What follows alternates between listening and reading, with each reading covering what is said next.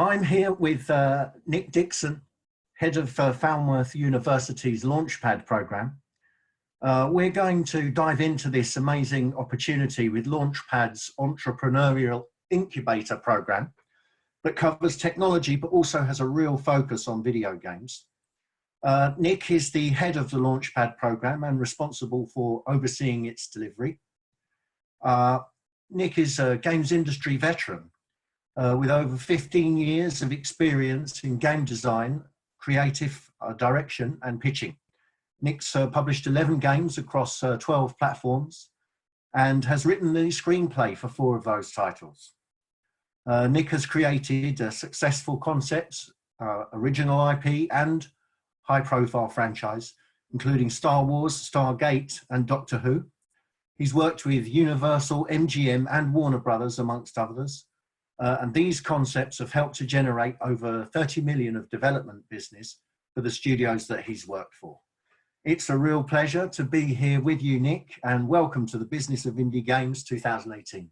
Hey, very good to be here. Thank you. Well, I'd like to drive straight in, if I may. Can you tell us a little bit about Falmouth University, the background, and about how the Launchpad came about and what the plan is for the future?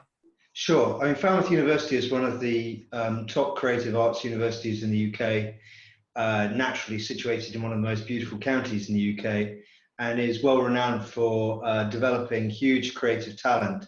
It has a fabulous games academy and School of Film and Television and Business School and others that all combine to, I think, create a complete package for the creative industries in the UK. So it's a great home for the Launchpad program and was founded, in fact, by the Vice Chancellor here. So is high on the agenda for what Falmouth University hopes to achieve with its strategy going forward about real placements in real jobs and getting a lot of the real workplace environment into the courses that they offer here. It sounds like it's not just a theoretical course. There's actually placements and real industry experience being delivered as well. Is that right? Yeah, Launchpad is very much a real course. I mean, we actually run it as a real studio. It has a very real business mentality to it. And of course, we align those who apply for the program as postgraduates. They align with real companies with real challenges that they have to provide solutions for, which they will form a company around. So when they've completed, they will incorporate a company around the solution that they provide, be it games, gamification, or any other form of technology, digital technology that we create. So it already has a very real focus. It may be a master's program, and so there is a healthy academic underpinning to the field of entrepreneurialism on which the master's is based. But it's about building real businesses to meet market demand, and so it couldn't get any more real. At the end of it, they will be directors, founding directors of high growth, high value companies, some of them digital games companies. So yeah, in terms of reality, in a period of 12 months, they have to go from not knowing each other through the program and what the program offers them to investable businesses introduced to our investment partners. So yeah, it doesn't get any more real than that. Oh, it sounds amazing. I want to sign up. You just sold me there. Applications are now open. You're more than welcome to apply. Thank you. Fabulous. What, just a side question, what happens to the intellectual property that's created? Is that owned by the company that's built around the... Yeah, it vests with the university to begin with, because we fundamentally invest, are the first investor for the teams, really. We put about £250,000 investment into each company that we bring through the program. There's about 77,000 euros per person. And so we hold on to the IP until the company is incorporated, and then we vest the IP in the incorporated company. So it doesn't sit with any individual person, it sits within the company itself. And I think that's very important. But we freely hand that over. That only remains with us if the company doesn't incorporate, and the money that we've therefore invested in the team, we still retain the value in that. But no, it goes into the company. What we do is we have a stakeholding within each company that we push out. eventually, when the companies achieve the valuation that they need, and they sell, or they buy us out or whatever, that then gets funded back into the program. So beyond our European funding period for the program, we will eventually evergreen, and the program will self-propagate from that point onwards. Oh, that's just an amazing idea. It's like you're setting up a whole abundant ecosystem for building video games and technology going forward. Absolutely, and video games needs it. You know, we know from the UK Business Angels Association that only 6% of angels in the UK fund video games. 6% out of the total investment, and yet we all know the massive value that the video games market has. It's it's in terms of a growth market, it is the fastest growing market. It's fast film and television and music. So we should be increasing the amount that we invest into our video games companies and those early startup video games companies, which I think is even more important, is to give such amazing talent and graduate talent that comes through our doors. We should be investing that money in, but because they don't understand how to appreciate the risks involved and how to depreciate the risks involved, how do you de-risk a game studio, then they don't put the amount of money in that we needed. So what we do is we go out to industry partners, we identify the demand that they're looking for in games that tends to be publishers, platform holders, engine holders, so Amazon, BBC Worldwide, Sony Interactive Entertainment, and other publishers, and we get challenges from them. We understand the market demand. So we're de-risking it from the point of view that there is already demand being identified. We then go out to the market to look for graduates and industry experienced people who want to run their own business. We bring them together into a team to answer that challenge. So we're already creating more investable opportunity in games, but that is what's needed. What we need is to provide platforms by which investors are better educated about how they invest in video games and how they de-risk their investment. I mean, ultimately, if a game studio pays back its investment, it will typically pay back much faster than your average investment within the digital sector, which they're typically looking for 6 or more years to pay back their investment. If a games company hits its targets, it can pay back its investment in 6 months to a year. That's how we have to educate. So we see that as being our job, whilst we're also building a sustaining, as you said, a sustainable tech cluster here in Cornwall. And to produce results within 6 months to a year, that's very interesting. Is it primarily mobile games that you're focusing on then? No, and I've kind of shied away from mobile simply because unless you've got a partner to go to mobile with you, it is a thoroughly saturated marketplace.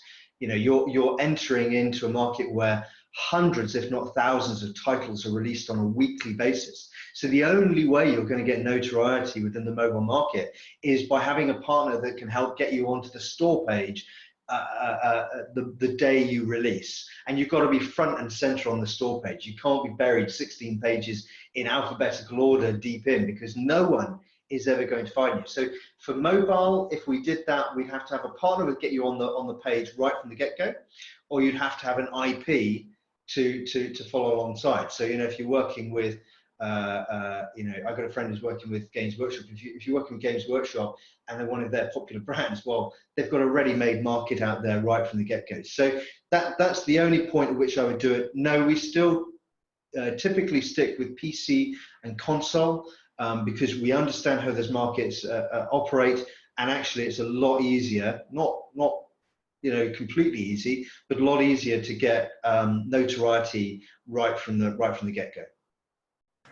Thank you. And how long does the course run then? What's the sort of time to market? So we operate in 2 phases. We have an incubation year where we recruit up to 80 graduates into 20 teams of 4 on average, typically. And each team would start on a semester start September. Typically, we've got 1 cohort coming in January as part of our funded period, but we bring them all in for 1 year where they undergo the master's program, which I should add, we do not charge a fee for the masters. So if they do the masters, the fee is underwritten by the program. They come on to us for a year, we pay them £16,000 tax-free individually, as a stipend to help support their cost of living. And they then spend that year, first of all, assessing the 3 challenges which we give them, working out which they think is the best market demand and best fit for their passion and skills. They then inform that partner and take that forward to build a minimum viable prototype over the remaining period, typically around 9 or 10 months, to build up that investability that they need to demonstrate. So in amongst that, the Masters is broken down into 3 sections. The first part is about market assessment and due diligence. The second part is around project planning and building a project team and a viable project plan. And then the final part is about building an investment plan and business plan. And from about month 6 onwards, we introduce you to our investment network so they can see you develop. They can see your talent, your team develop, which is always part of the investment equation. It's not just about the idea and the product. It's also about the team. So that incubation period is a year. They hopefully pass their masters, they incorporate their company, they gain their investment, and then they spend a further year in acceleration, which is a really critical period. How do you grow your company? How do you reach market? How do you spend your investment? How do you hire staff? I'd argue those are probably the more dangerous parts of the development cycle. How do you build your full product ready to go to market? So we spent another year with them. They are still within the building with us. So that has the advantage of the incubating teams that come in after them get to see accelerating companies. They get a vision on what they could look like in a year's time. But also they educate each other. We're building a community where the accelerating companies are educating the incubating companies, which are in turn educating the accelerating companies. So it's a great ecosystem that we have within the building. And then after that, they then go out into the marketplace and call their find offices, and we continue to support them beyond that as part of our shareholding responsibilities. And I suppose that as the investors are introduced so early, that they get the opportunity to get to know the team as they grow, as you said, but also to impart vital information about what the investor needs from a team. Yeah, that's right. We do introduce the cohort to a very large range of mentors and coaches all the way through. Last year I had Imre Yele come down from Bossa Studios. He's a friend of mine.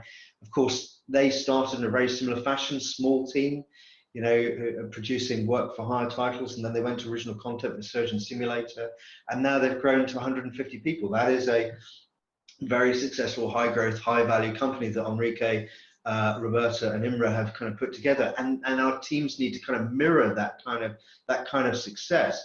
So when Imre comes down, he can impart very, very clear knowledge about what a game studio needs to build, what typical expected problems are they going to face, how do they deal with that. And yeah, investors are a good part of that process. They're going to tell you right out the gate, is your project, you know, worth investing in? What do you need to do to change your story about how you're introducing your product and your team to get it into a more investable state? But clearly, as an early deal flow opportunity for the investor, seeing that talent develop is going to answer the equation of, should I take some risk and plow 150, 250, 300, 500,000 pounds into this team?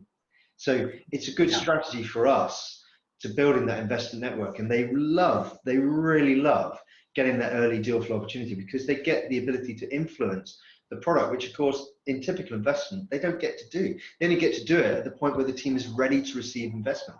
Sometimes that's too late. Yeah, or on other occasions, many would say, thank God that they don't get involved too. Well, that's the other half of it, isn't it?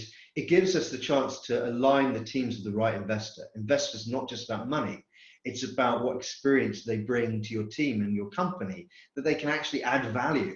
An investor needs to add value, not just add cash. So that's the other side of it. The team equally get to assess, who am I working with? Do I want this person to invest?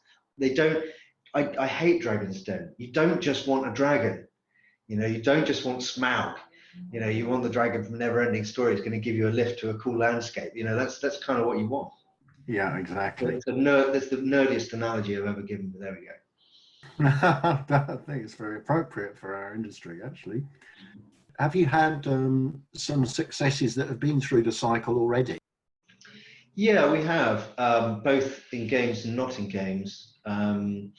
but it's a tough market, and realism always creeps in some point. So I've had a great team come through the program that does data analytics for the games industry, a company called Hertzian. What they do is they use natural language processing to analyze sentiment of players as they're giving feedback to the company, so they can tell Ubisoft, who is one of their clients, of the several million players who are playing the game, exactly what they think at a moment's notice, which is very good for those lifespan games where they need to adjust content on the fly and make small iterations. They've been very successful, and they're now 3 years incorporated, or close to 3 years incorporated. And this year I've got a really cool games team, one of two, one which I can talk about, the other one which I can't because they're in the middle of pitching to an IP at the moment, so I can't really talk about that. But they've got a really cool IP they're working with. But I got one team who created a really, really great title called Get Packing, which is a very simple sell. It's a physics comedy game about fumbling with furniture. Essentially, it's a cooperative physics comedy game. So I suppose anybody familiar with Overcooked and Human Fall Flat or Gang Beasts, it would not be a stranger to it. But essentially, play removal men who are having to remove furniture from a house and get it into a van. But of course, because it's klutzy physics klutzy controls, they do not make it easy for you to do it without breaking anything. So it's about trying to do it in a klutzy way without breaking the least amount of stuff. And they've had great interest in the publishing community. They're currently in discussion with a number of publishers at the moment, and I think they will secure one of those publishing deals. So, we do stuff with IP, and I think that's really important. That IP adds immediate market traction and value to what you're doing. So that has great value. But also, we've got teams we've brought together because they bring the right skills together, and working with a publisher as a partner, they can answer a market gap. And I think there is a great market gap out at the moment for that kind of title. So that's really exciting. And I think we'll see them secure several £100,000 worth of publishing funding or investor funding to take that to market.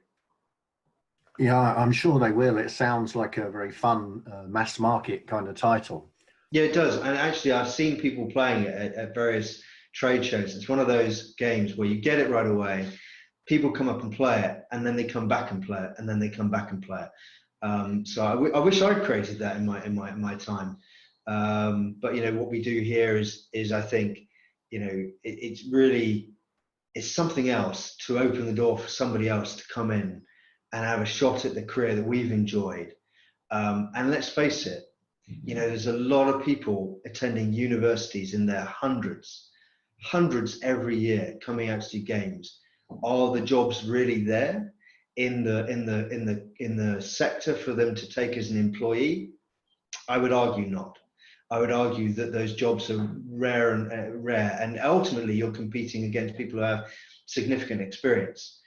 I think our industry has changed, and I would say the majority of our industry is now self-employed.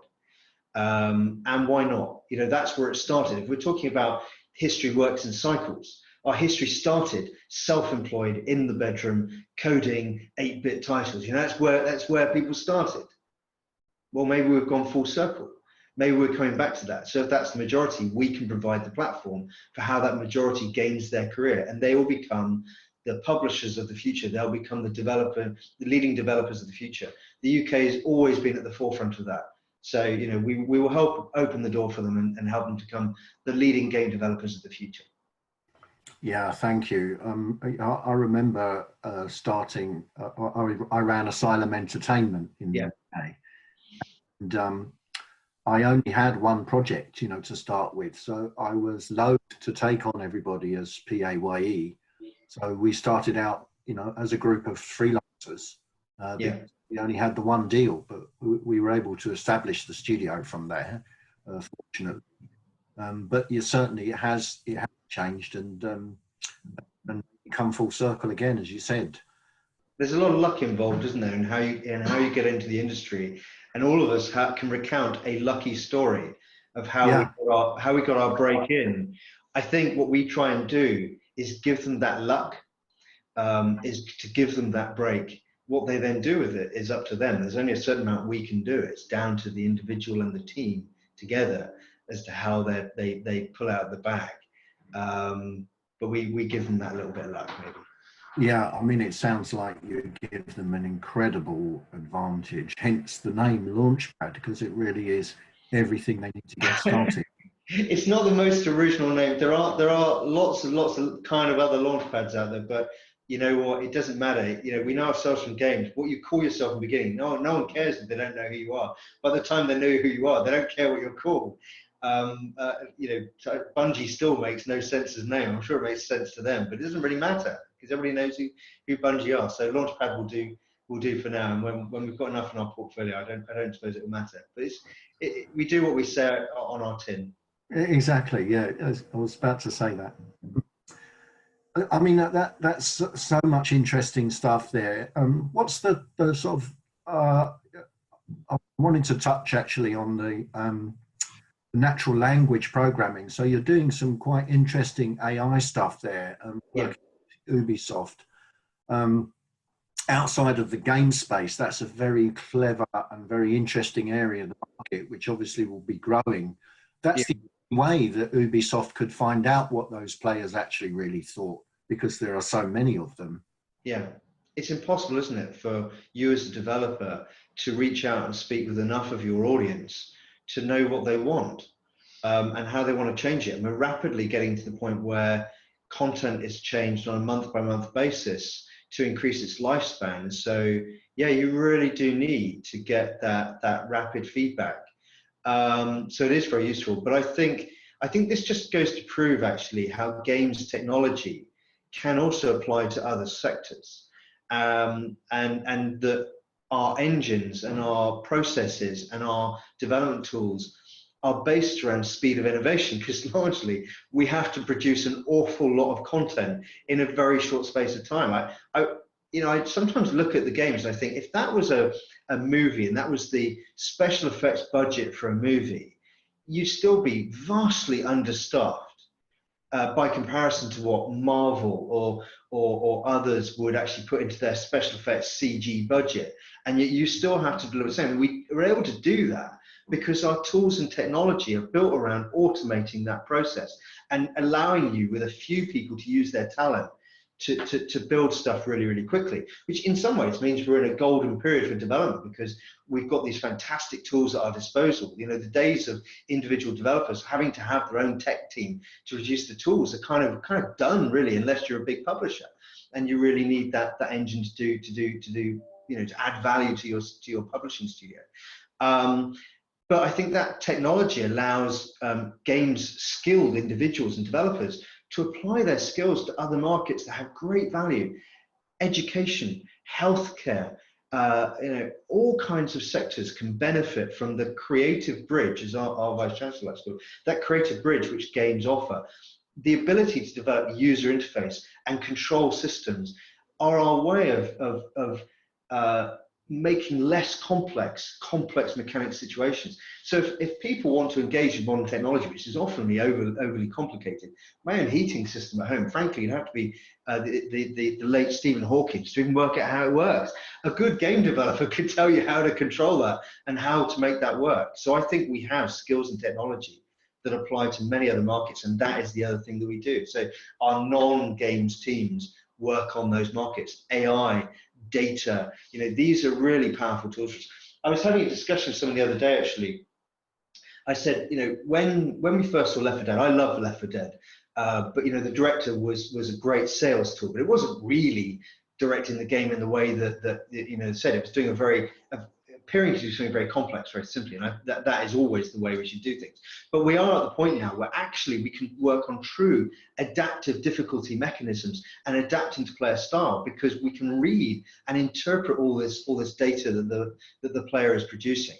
So I think that's very, very exciting. Yes, Ubisoft and companies like that, that is gold dust to them, absolute gold dust.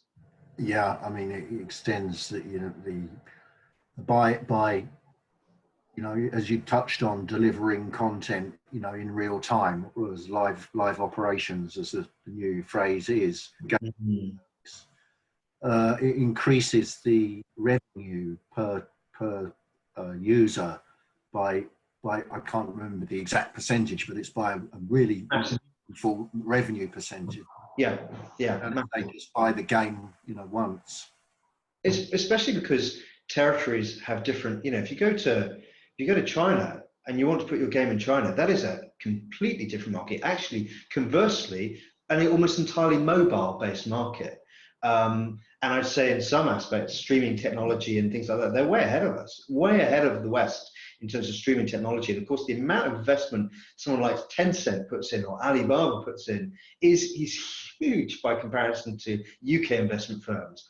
But if you want to get your thing into the Chinese marketplace, you better know how that marketplace works. You better know how that culture works, because they don't think in the way that your typical audience in the West does. That's no bad thing, but you need to know how they work and what they're into and how they like it. I was Yes. sitting on a bus in Hong Kong, and I had an old lady playing Pokemon Go on 3 different phones.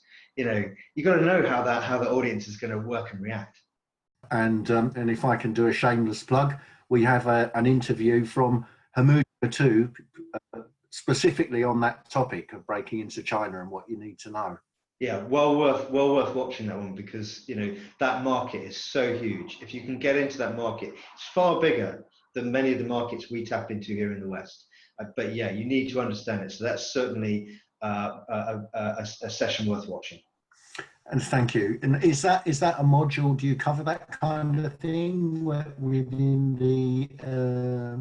Yeah, we have access to, if it's appropriate. We've been out in Hong Kong recently, promoting the program out in Hong Kong for different reasons, and we've thought for a long while about globalizing the program, because it is a program you can take anywhere where there is market demand. But yes, we have access to experts in Chinese market development and Asian market development, who can sit down and talk to a team and talk them through. I mean, ultimately, we work in a very agile way, as all creative sectors should, and we bring in the people they need when they need them. So we work very much on an ad hoc basis in that respect. It must be quite a competitive environment if there are 20 teams of 4. What's the percentage focus on video games as opposed to other technology? Yeah, and so I'm aiming for around 5 out of the 20 teams each year will be games focused, which feels about right. And then the other areas, they're all software. We're entirely software based. And some of those will be separated down into, so I may do more than 5 teams, but I might do teams that are dedicated tools and technology, and advancing particular tools. So yeah, it does vary wildly. Typically, we will look for 3 broad categories of candidate. We look for digital creatives. That includes designers, technical designers, animators and artists, 3D, 2D. We look for business development people who can lead and run teams and have an entrepreneurial mindset. And we look for programmers of all shapes and sizes. We have a very, very open program. We have a high proportion of women on the program, and a great ethnic diversity. And we welcome many applications from Europeans. So whatever Britain votes, which we, in idiotic manners we don't agree with particularly, we welcome many different nationalities onto the program. Yeah, fantastic. And it's always been that way in the games business. It's the way it should be. Yeah. You talked a little bit about the entrepreneur and the programmer. What does the ideal applicant look like? What sorts of people, how do you put together a team? That's a very interesting point. Well, first of all, we use a funky online game program developed by a company called Arctic Shores, and we get every applicant to play it, and it measures a number of different characteristics against which we have a roughly perfect profile. It's not important that everybody is perfect to that profile, but it enables us to look at them and see how they will match against others. But fundamentally, we look for resilience, because frankly, if you want to be in the creative sector, as you know yourself, Simon, you better be resilient. You are going to get knocked down. You're going to have to get back up again, and that's going to happen many times. So we look for resilience, we look for creative thinking, we look for inclusivity, and we look for openness. We look for people who are good at working within a team, bring strong individual characteristics and strong skills, so that they can own their part of the team. But we look for team players who think differently and think creatively. You know, you've got a passion to run your own company, you've got really, really creative ideas, and you bring good skills to the table, then you can find a home with us. But typically, we look for those kinds of people. That's how we measure them. We also interview every single person that comes into the program. We put them through a fairly rough interview process. We test them quite hard, and we kind of poke them quite hard. And then we probably will do a skills test of some kind, so portfolio, or a game design test, or a programming test, and then we will make sure you align with one of the many challenges we might have on the table, ready for them to look at and to provide a solution for. But there's a lot of creativity in the solution. We don't do any work for hire at all, so that they have to come up creatively with a solution to the challenge that's being presented. What kind of challenges are there? Do you set them? All kinds. So publishers may provide a particular gap they're looking for in terms of games content, a particular trend, and advances in that trend. It could be that, you know, we're looking to do something for Sony's PSVR, which is very popular for them, and I'd argue is probably one of the winning VR kits out there at the moment in a marketplace which is really difficult to get market traction. But I think they've got a great device, and they've got a homogenized platform, which is really nice. We might look at a particular IP. So does this IP have representation in the way that it should have for a platform, and how do we do that? So we have a range of different challenges, but typically for the games, it'll either be providing something for a trend in a genre that we haven't really seen yet, or we haven't seen filled in the way it should be, or we'll be looking to answer for a particular platform or piece of technology for that platform, or we will look to work with a particular IP and present a particular brand in the way that it needs to be represented. That's for games. For games technology, it'll be advancing the technology and tools offered. So it might be working with someone like Amazon to develop tools for their platform and make tools accessible to the marketplace for other developers to use.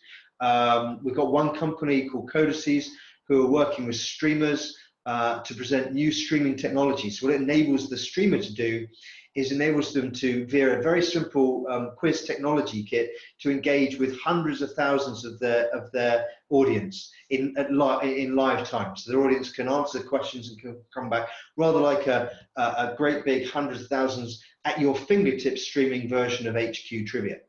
And then they'll allow developers to have access to that kit to develop their own solutions. But that's going to be available for Twitch shortly. So if there are any streamers out there, you should get in touch with a company called Codices, and they'll supply you with that gear. So there's all kinds of different challenges that we have. Yeah, well, it sounds really amazing.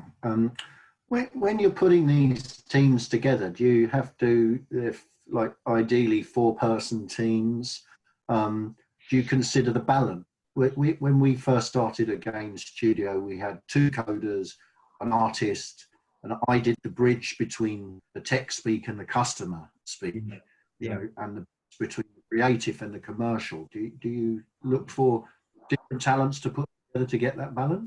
Yeah, we do. There's something about a team of 4 that seems to work.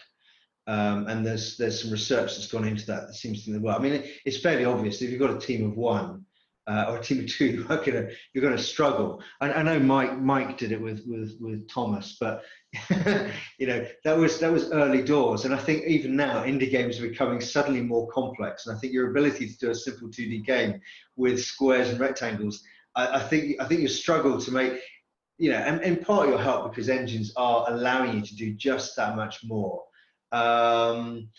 But typically 4 is good because you can get a couple of programmers, an artist and an animator, and you can share some of the design responsibility around. And I think that's good. I've got potentially a team of 6 coming in that I've been looking at and working with. So I will vary it up. I'll very rarely vary it down. Because there's a point where you just can't deliver, and then almost I'm paying outsourcing simply so you can deliver your content.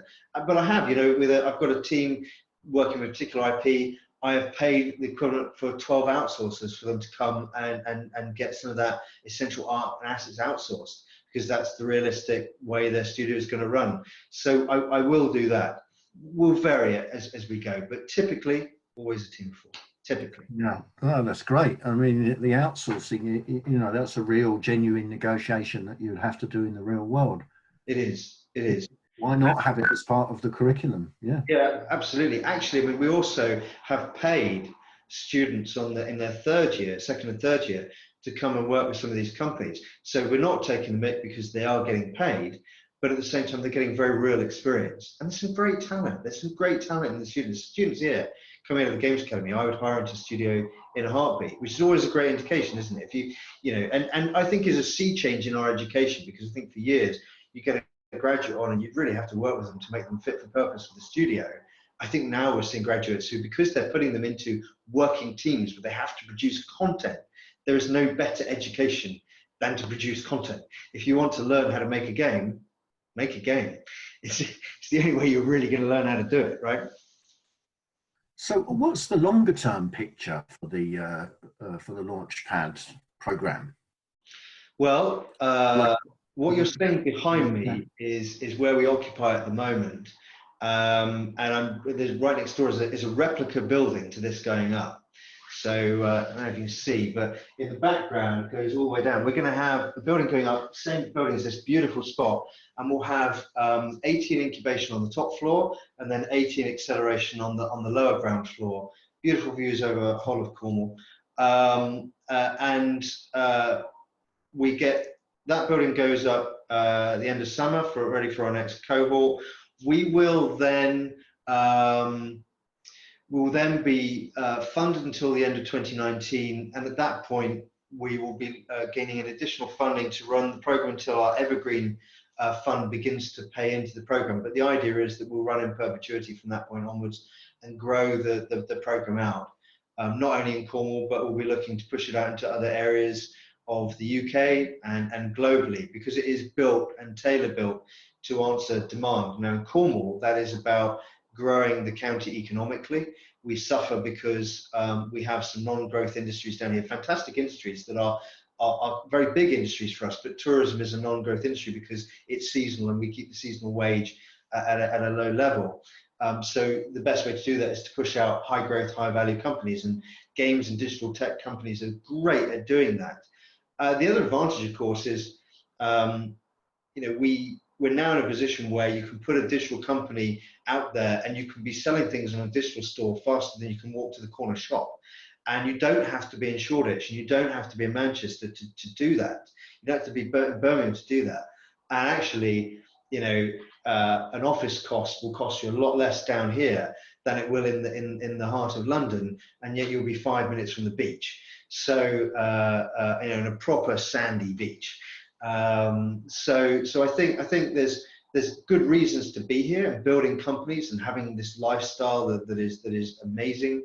But at the same time, it's an answer to the problems that we face here in Cornwall, which is about building a high growth sector that is paying their employees a good salary that they then are spending in the economy. So that's really why we're here.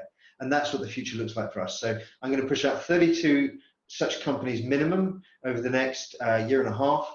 And then beyond that, steady state of 20 companies each year. So, for those people who are wanting to get into games and game sector, I think Cornwall's the place to be.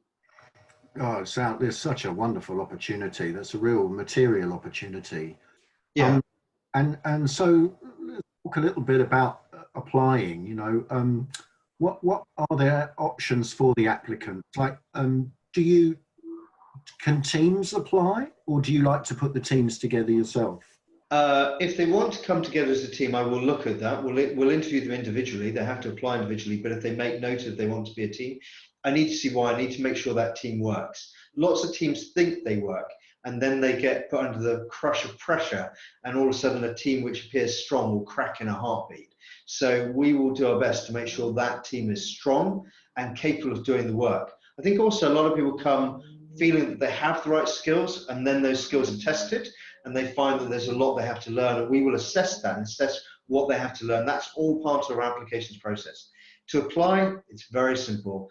falmouth.launchpad.co.uk. You go onto the site, you hit the apply now button. We'll take you through a form, submit CV and portfolio, and then we'll go forward from there. They get academically assessed, but I've brought in 2 into the program, one of whom is in the games team. He's in his mid-30s, never done an undergraduate degree. He's about to graduate this Friday with a full master's, because I brought him in because of his experiential learning. So if you've never studied a degree before, but you feel you want to get into games, you've got the right skills, I can, through experiential learning, bring you onto the program, and you can find yourselves earning a master's degree at no cost to you in that year. And this chap has done just that, and is about to get a publishing deal, we hope, for his games company. So, it doesn't have to be this set pattern of doing things. We look at the individual. Just go to that site, falmouth.launchpad.co.uk, hit the apply now button, ask us any question, we'll always answer it. Get yourself on the shortlist for September, and if not, then January, and we'd be more than happy to look at anybody's CV who wants to apply. You need to have the skills, so we'll look at the portfolio. You need to have the attitude, and you need to have the aptitude. We run a very tough program. It is no small thing, and Simon, you know this from what you've done in your beginnings. To set up a company ordinarily is very, very hard. To do a master's alongside that, to get investment in outside that year, to come together with people you may not know, that's going to test you. So you better be ready for it if we select you. Yeah, it's quite a challenge. It's almost like going on The Apprentice or something like that, Yeah, oh God, I think I might be an Alan Sugar of the games. This would be horrifying to me. I think we're a bit nicer than that. And we, the people that have sat with you because they've got those skills, aptitude, experience. I think The Apprentice, sometimes they bring people on deliberately for the entertainment purposes. We don't bring you in for our entertainment. You're brought in because you've got something special, and because we want to hone that skill and hone that talent and give you the opportunity to run this fantastic company, which you will own, and you'll have the major shareholding in. So yeah, it is exciting. I suppose there is an element of The Apprentice with it, but this is no television show. This is about real economic growth for the game sector, for Cornwall, for the UK, global companies, and a real opportunity for graduates who are going to otherwise struggle to be paid to run a game studio. Yeah, man, if that opportunity was with us, 15, 20 years ago, really. Very different landscape, wouldn't it? Yeah, it's a unique opportunity. Yeah. There are some obvious disciplines that we've touched on, programming, animation, art. What other skills do you look for? I mean, is it possible, like producers or managers or salespeople? Are they also thought? Yes, they are. We need to make sure within a team of 4 that there's enough multidiscipline that team is able to produce what they need to produce. There's always a strong room for a salesperson. We know ourselves that pitch is still something that has to happen. If you want to if you want to make a game, you've often got to pitch it to one audience or another. That is a sales process. Pitching is a sales endeavor. And if you get that sell wrong, you can talk yourselves out of a deal quicker than anything. And good sales is about good communication. Often a discussion with a publisher can go awry because you're miscommunicating. They want this, they're not expressing it correctly, so you're misunderstanding, you're coming back with that, and you're not kind of fitting together in the way that you should do. So that is a sales process. And also, to get a good project plan together, you've got to know how to produce that. So yes, we will look at anybody who feels they're relevant. We just need to know that within a small team, that team can deliver a minimum viable prototype within that period of time. Something to show to the investors. Yeah, is that the scenario where you might make it a team of 6 rather than a team of 4, because you've got these different ancillary skills that are clearly going to help with the development of the project? Yeah, I think so. I mean, I think there's a project come through this year that arguably, if we're going to do that again, we put more people to it. And so, for us, it's continually a process by which we understand how this works. We have to adjust it every year. But bit by bit, we get that right.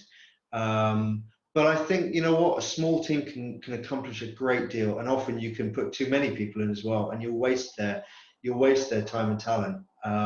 So I think, there are small teams, but if you had a full-time producer in that team, it would crack the team.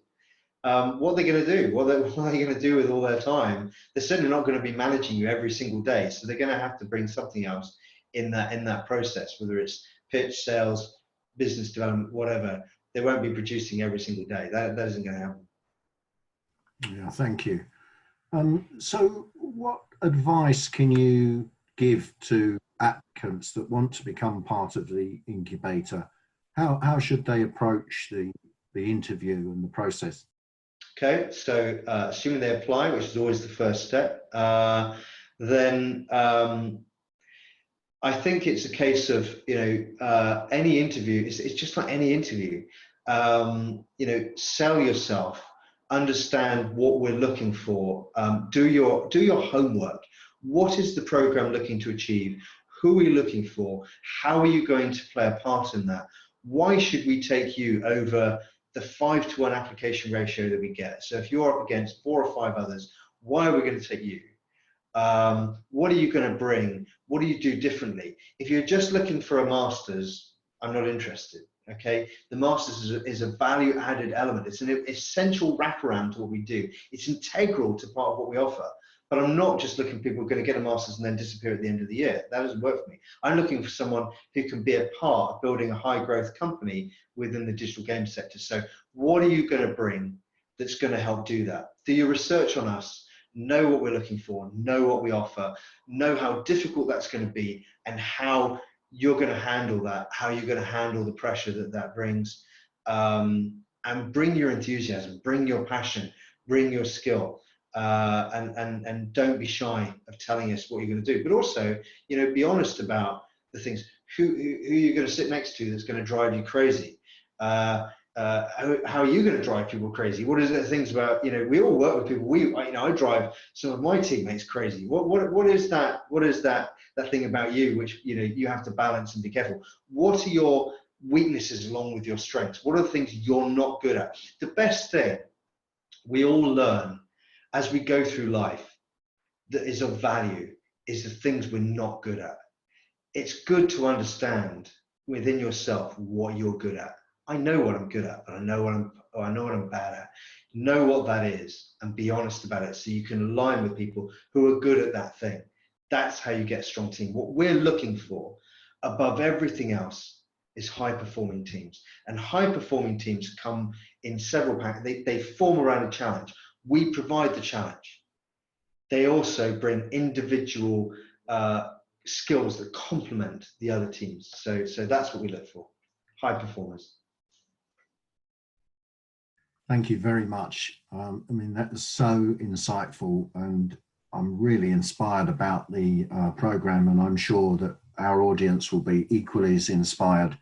It's an amazing opportunity and a testament to what you've done down there, and to the all the support you get from the British government and from Europe as well. It's wonderful. Yeah, it's 12.7 million of European funding will enable hundreds of people to realize a career in games that just isn't privately funded.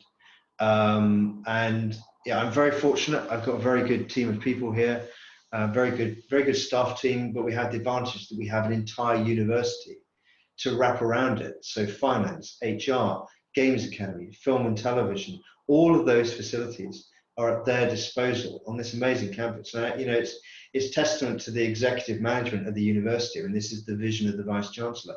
I think if that executive management had not had the vision to do this, we wouldn't be here doing this. So a lot of good vision backed up by necessary funding that is important to this country is able to give all these people opportunities. So yeah, I look forward to seeing what they develop. It'd be lovely to continue to chat with you, Simon, about this, and maybe you might have a challenge you want to put to a team here that you think might be a good challenge for a Launchpad team. Well, that'd be really interesting. Yeah, I'd like to talk to you about that. It'd be great. We'll carry that on offline at some point. But you know, I look forward to hopefully seeing some applications, and it's been a real pleasure to be part of this conference. I think it's very important we get together. It's a nice, different way of doing things, which is the nice millennial way of doing things, which I love. Yeah, I look forward to seeing some of the other sessions coming through. I'm Yeah. so glad we're going to be able to supply the conference to all of you guys and your, you know, your students there too, and also your participants. And thank you very much for your support for us in this endeavour. You know, can I ask you another question? Of course. Are you playing any games yourself at the moment?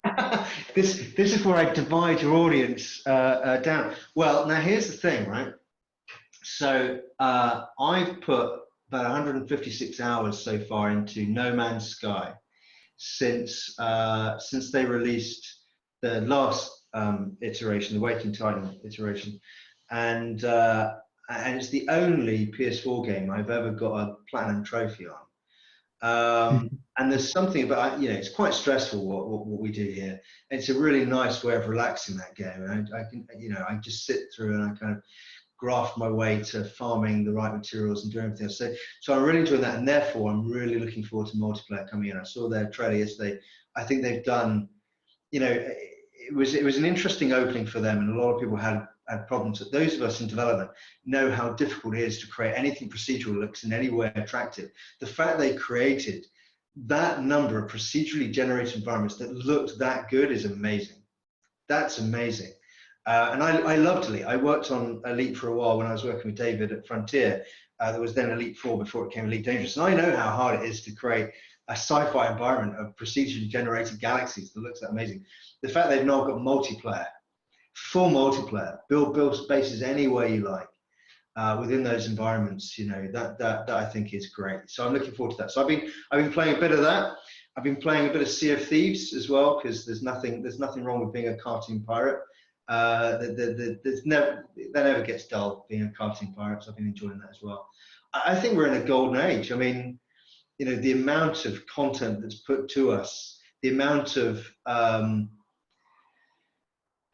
wish fulfillment that comes through games. And I'm a world explorer. I love exploring worlds. So to be able to go into Assassin's Creed Origins, I mean, I worked on open world games before. Man, when I looked at Assassin's Creed Origins and I played, I thought, my God, how did you get that environment onto a PS4? It was amazing, amazing. Now with the cloud and with procedurality and with artificial intelligence, we're in a golden age. So yeah, that's what I'm playing at the moment. So I'm going on leave beginning of August. So you can guess what I'm going to be doing with my time. I'm going to be in No Man's Sky, farming the crap out of it. So. Thank you to Sean Murray and to those guys. They've entertained me a lot, and I think they deserve a great deal of praise for what they've achieved. And the fact that they're rolling out for free for those who already own the game is magnificent, frankly. Yeah, that's great. Well, thank you. You know, I've really enjoyed this conversation. It's been fascinating.